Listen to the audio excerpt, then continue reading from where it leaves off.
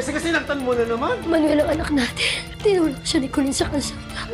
Nagagawa buhay ang anak natin. Anak, lumaban ka. Kung susuko.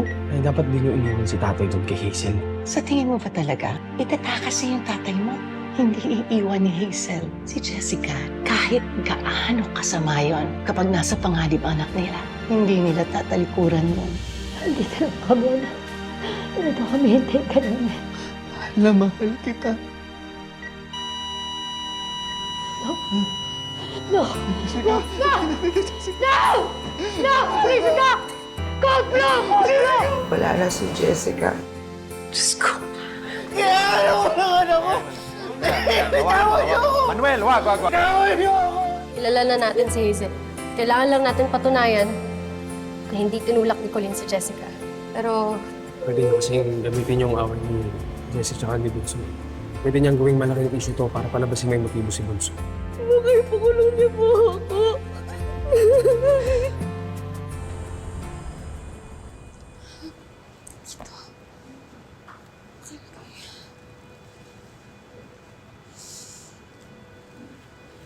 Thank you.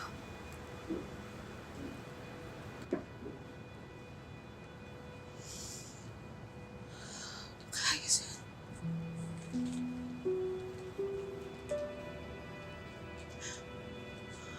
Tsaka dito kaya. Ano ba yan? Bakit di pa nakaayos? Parating na yung mga bisita, ganyan pa rin. Tingnan nyo nga yung mga upuan. Kanina pa yan dapat, ah. Hazel, magpahinga ka na muna kaya. Kami na dito. Hindi. Kung hindi nyo kaya, ako na lang. I want everything to be perfect for Jessica.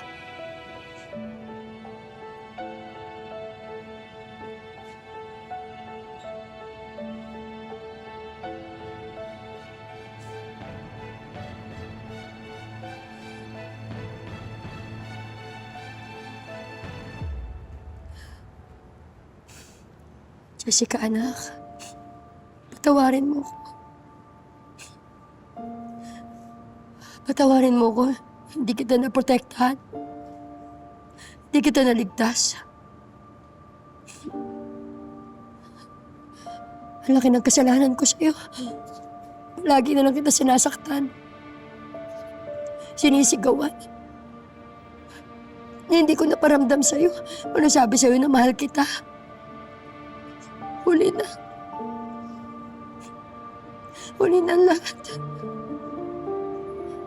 Pero kahit huli na ang lahat, babawi ako, anak.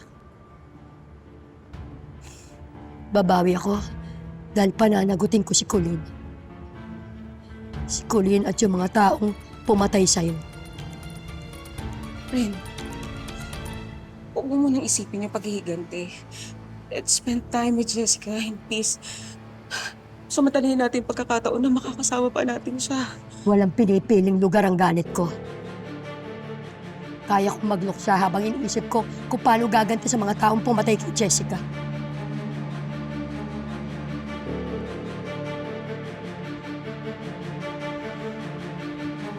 Ika.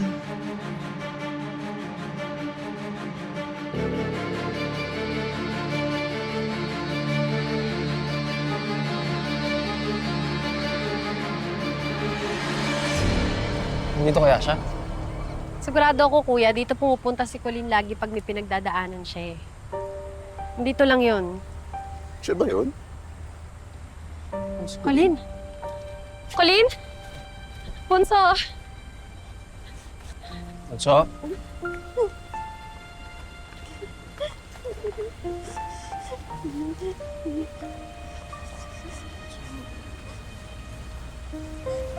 Alis ka lang. Sabi ni Atty. Evan kung magdedemanda daw yung Hazel na yun, kailangan mo lang maging consistent sa lahat ng sasabihin mo sa korte. Kaya Bunso, kailangan mong alalahanin lahat ng detalye, ha? Ang nangyari. Kahit gano'n kaliit. Basta, Bunso. Bunso, tandaan mo, ha? Inosente ka.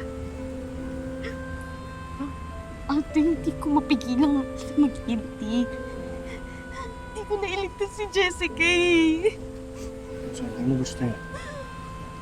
Kuya, hindi ko naman talaga ako gusto. Pero kasi, sinundan ko si Jessica palabas ng ospital, kinukulit ko siya para mag-usap kami. Kaya kahit inosente ako pa rin yung dahilan kung ba't siya namatay. Ako pa rin! Bunso! Bunso, pwede ba? Tama na! Tigilan mo na yan! Huwag mong sinisisi ang sarili mo. Wala kang kasalanan. Wala! Ate, madali lang sa'yong sabihin yan eh. Kasi wala ka ron. Eh ako, nakita ko kung paano nabangga si Jessica. Kaya huwag mo sasabihin sa akin na huwag ako mag-guilty. Kasi ang hirap nun. So, Bunso! kaya muna natin siya. Kailangan natin pag-usapan ngayon yung dapat natin gawin. Kailangan natin makakuha ng CCTV footage ng insidente para makorroborate ni Colleen lahat ng mga sasabihin niya at malaman din natin totoong nangyari. Si Colonel Sarabia. Di ba may kakilala siya sa Traffic Authority? Baka pwede siya makakuha ng kopya ng CCTV, no? Sige. I'm sorry, the subscriber cannot be reached. Hindi makontak eh. May kilala pala ako sa Manila Traffic Authority, kuya ni Briggs. Kung meron silang footage ng insidente, ako nang bahala. Sigurado, makakuha tayo.